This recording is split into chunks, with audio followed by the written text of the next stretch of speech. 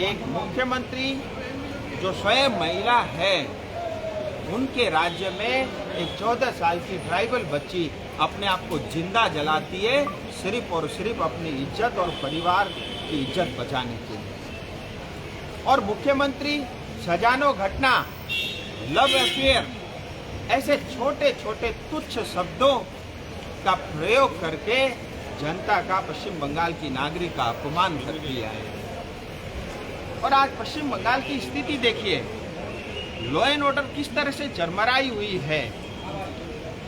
कल ही जो है 5 बच्चे मालदा के अंदर में क्रिकेट का गेंद समझ करके उससे खेलते हैं और वो बम निकलता है, जब वो फटता है तो 5 बच्चे घायल हो जाते हैं। ये बम, बारूद, बंदूक की फैक्ट्री, और पश्चिम बंगाल में एक ही एमएसएमई ऐसा है जो ग्रोथ पे है, वो है बम बनाने का, बारूद बनाने का और बंदूक बनाने का एमएसएमई। और बड़ी बड़ी जो है बात मुख्यमंत्री जी करती हैं। आप देखिए, अभी बिजनेस इकोनॉमी समिट हुआ पश्चिम बंगाल में, कलकत्ता में, और आप कल्पना करिए आज तक 16 लाख करोड़ रुपए का इन्वेस्टमेंट एमओयू साइन हो चुका है, लेकिन धरती में 1 रुपए का काम नहीं हुआ। मुझे बड़ा दुख के साथ कहना पड़ता है, जब देश आज़ाद हुआ, पश्चिम बंगाल की इकोनॉमी भारत के जीडीपी में 33% कंट्रीब्यूशन पश्चिम बंगाल का होता था, जो आज मात्र 3% रह गया। आप कल्पना करिए, इतना बिलियंस ऑफ डॉलर आज एफडीआई, विदेशों से इन्वेस्टमेंट भारत आ रहा है। 2011 में पश्चिम बंगाल में 1% जो है एफडीआई आता था, आज 2022 में भी मात्र 1%। पश्चिम बंगाल का युवा बेरोजगार है।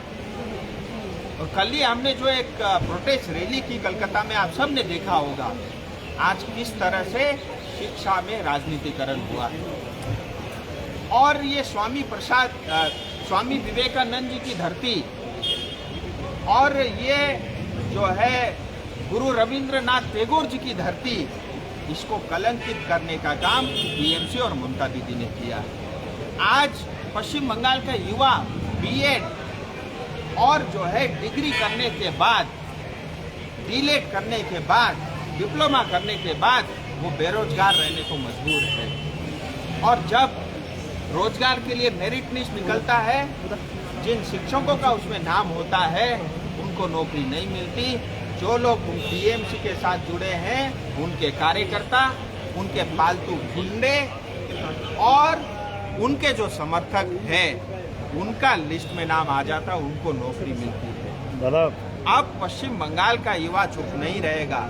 और विशेष करके नॉर्थ बंगाल में तो आप कल्पना कीजिए, यहाँ पे जो है कोई भी कमीशन, स्कूल कमीशन है ही नहीं। यहाँ तो आंख बंद करके सब कुछ टीएमसी के हिसाब से होता है।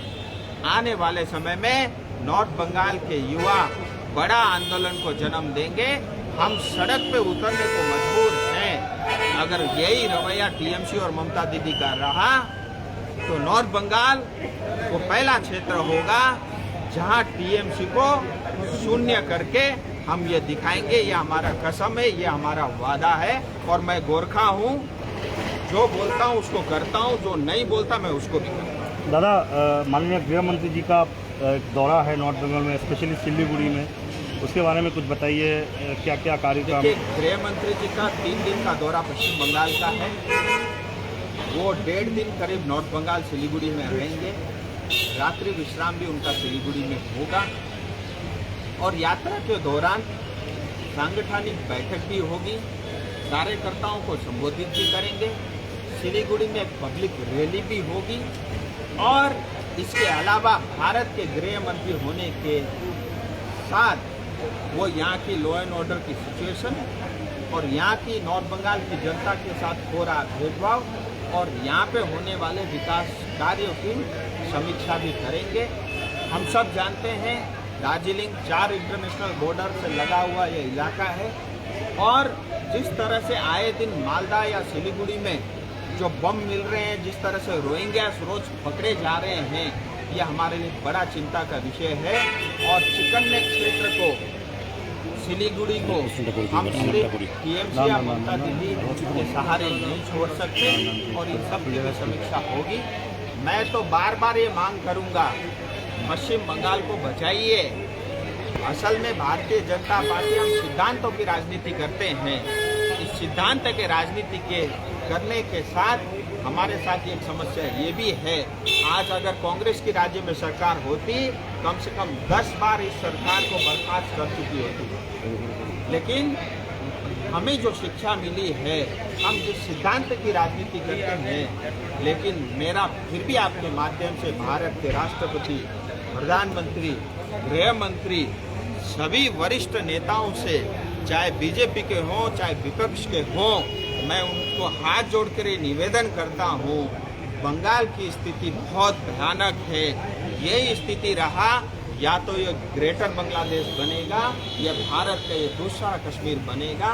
इसको बचाना भारत के लिए बहुत अनिवार्य है। मैं यही आपके माध्यम से दादा, वैसे एक प्रश्न का उत्तर देते हुए माननीय गृह मंत्री जी कहे थे कि बंगाल में आना तो अपना जान गंवाना, तो उस जगह पे खुद बंगाल में आ रहे हैं, तो आपको क्या कहेंगे, किस तरह से देखते हैं इस टिप्पणी को? देखिए, आप इस टिप्पणी की गंभीरता को समझिए।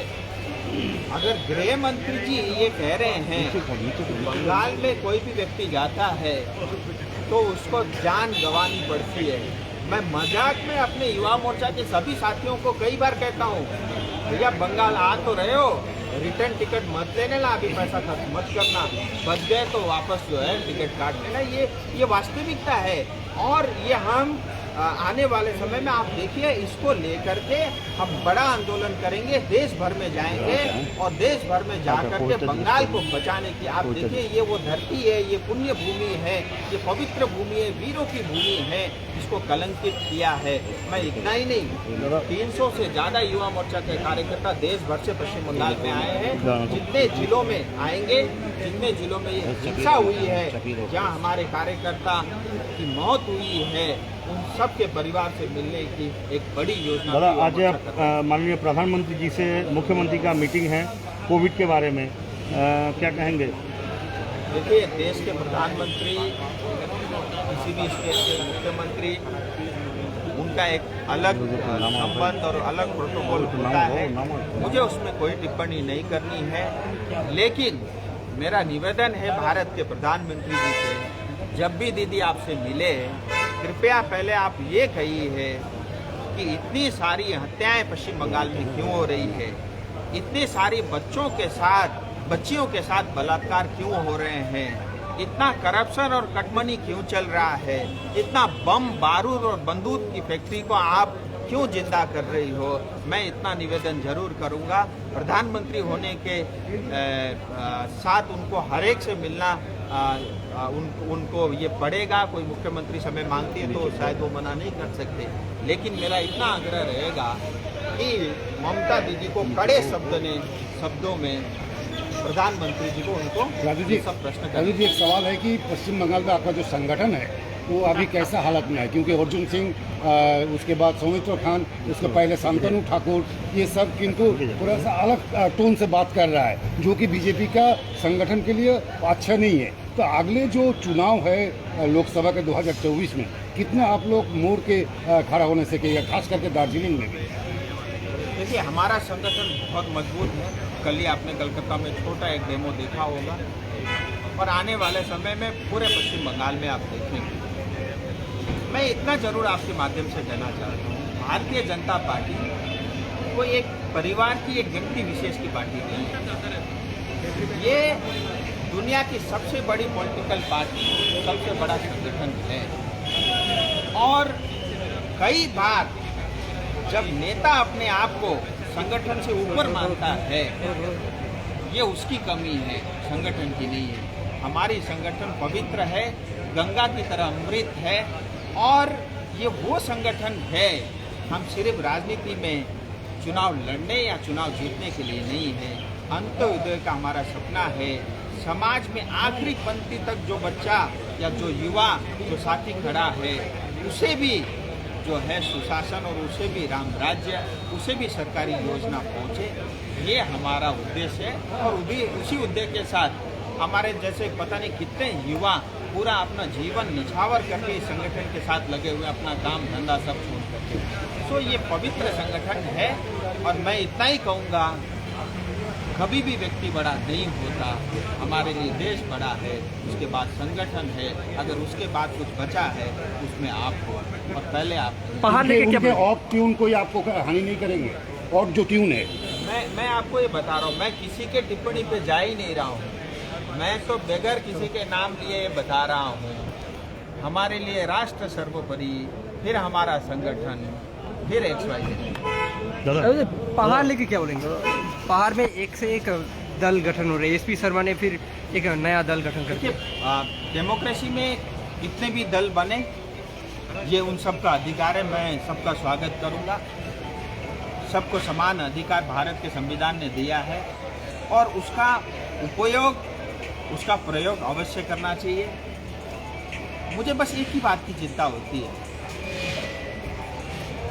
पहाड़ की जनता को लेकर के जो गंभीरता किसी भी पॉलिटिकल पार्टी या नेता में होनी चाहिए वो नहीं। मैं देखता हूं पॉलिटिकल पार्टियां बनती है चुनाव से पहले और चुनाव के बाद बिखर जाती है।